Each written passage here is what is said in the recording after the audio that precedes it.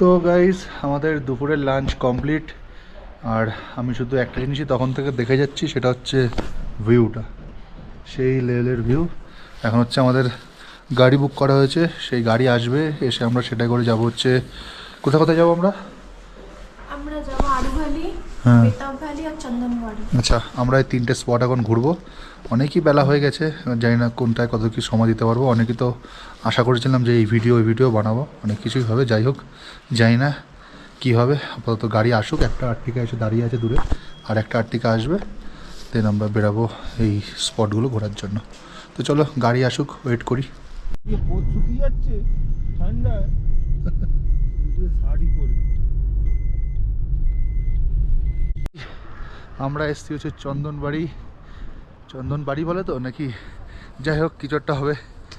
আর বরফ বলে তো কিছুই নেই ভাই, ওপরে অল্প একটু বরফ, ওই সামনে সামনে অল্প অল্প একটু বরফ। আর এটা কি আসছে